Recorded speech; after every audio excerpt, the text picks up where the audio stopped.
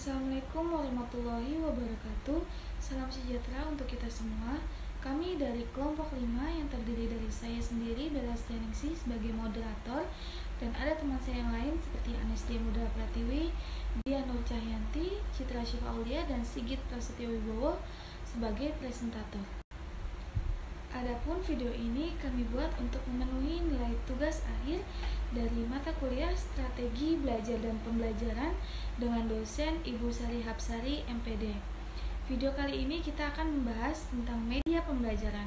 Nah, teman-teman sebelumnya tahu nggak sih apa itu media pembelajaran, manfaatnya, dan jenis-jenisnya?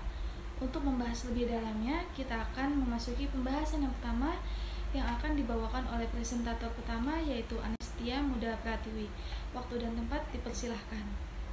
Perkenalkan, nama saya Anestia Muda Pratiwi dengan NPM 202014501017. Baik, di sini saya ingin menjelaskan mengenai pengertian media pembelajaran.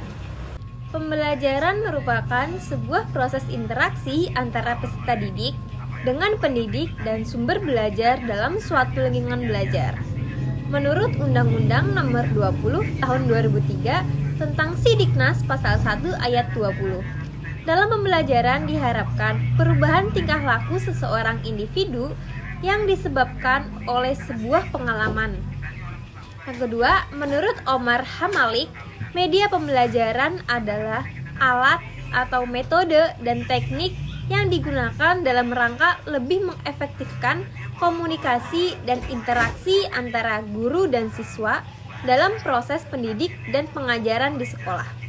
Yang ketiga, menurut Suprapto DKK menyatakan bahwa media pembelajaran adalah suatu alat membantu secara efektif yang dapat digunakan oleh guru untuk mencapai tujuan yang diinginkan.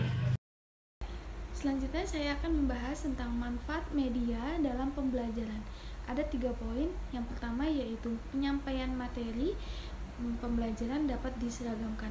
Maksud dari poin ini yaitu dengan bantuan media pembelajaran, penafsiran yang berbeda antar guru dapat dihindari dan dapat mengurangi terjadinya kesenjangan informasi di antara murid dimanapun berada. Poin yang kedua yaitu proses pembelajaran menjadi lebih jelas dan menarik.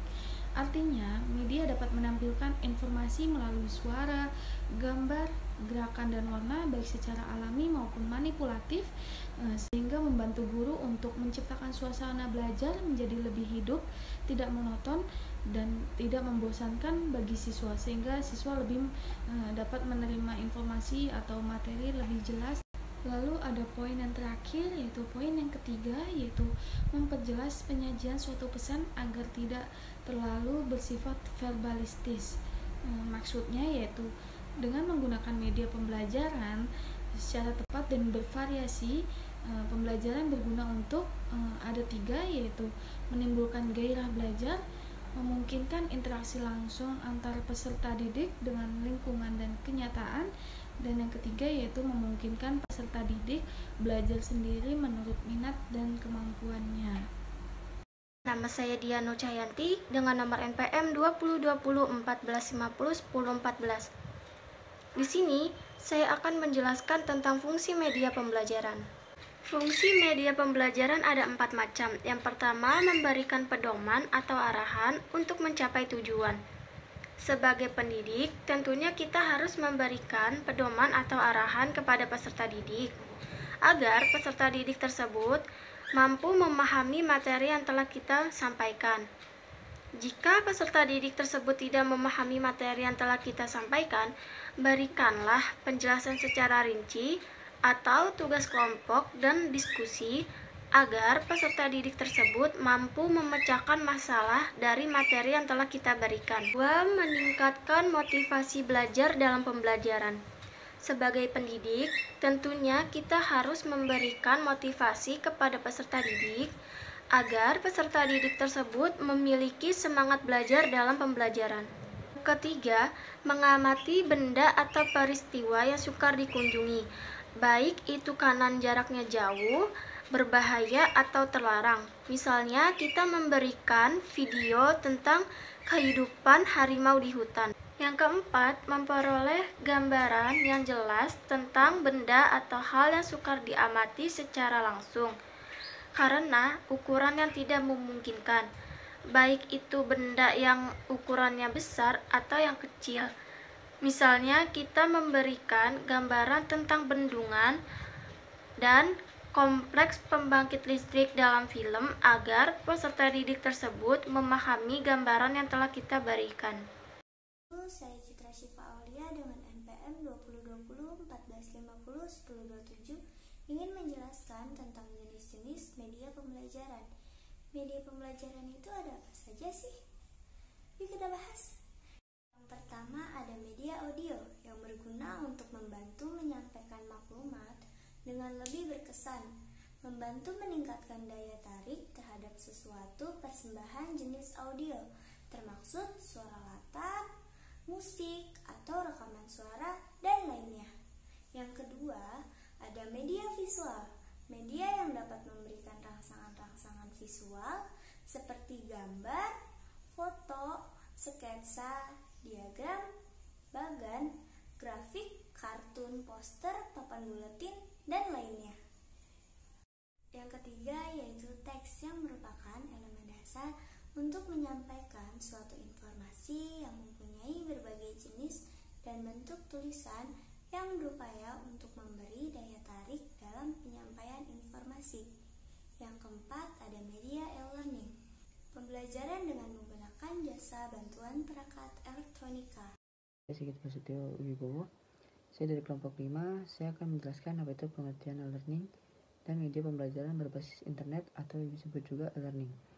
Yang pertama, e-learning merupakan pembelajaran dengan menggunakan jasa bantuan perangkat elektronika. Jadi dalam pelaksanaannya, e-learning menggunakan jasa audio, video, atau perangkat komputer dan kombinasi dari ketiganya. E-learning secara formal biasanya adalah pembelajaran dengan kurikulum silabus, mata pelajaran, dan tes yang telah diatur dan disusun berdasarkan jadwal yang telah disepakati oleh pihak-pihak terkait seperti pengelolaan e-learning dan pembelajaran sendiri. Selanjutnya, media pembelajaran berbasis internet atau e-learning. Dalam paradigma sekarang, dengan pendekatan SCL, dominasi guru berkurang dan sebagian besar hanya berperan sebagai fasilitator dan bukan sebagai satu-satunya sumber belajar. 3. Dalam konsep e-learning, tidak saja materi pelajaran disediakan secara online, tetapi juga ditandai dengan adanya suatu sistem yaitu berupa software yang mengatur dan memonitor interaksi antara guru dan siswa, contohnya seperti dosen dengan siswa, baik bersifat langsung atau tertunda. Dalam e-learning, sistem ini dikenal dengan istilah LMS atau CMS.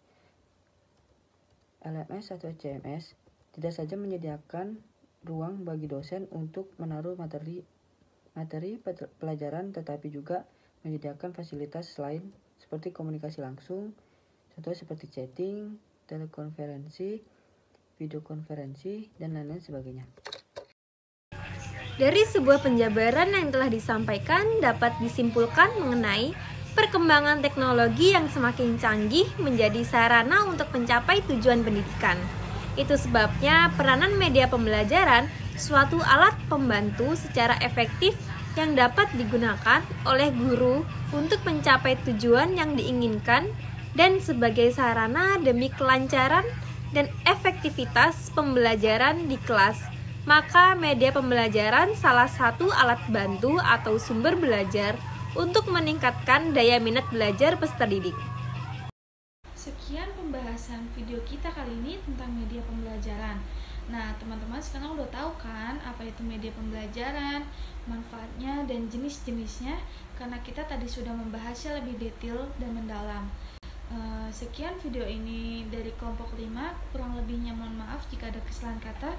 Wabillahi taufiq wal hidayah. Wassalamualaikum warahmatullahi wabarakatuh.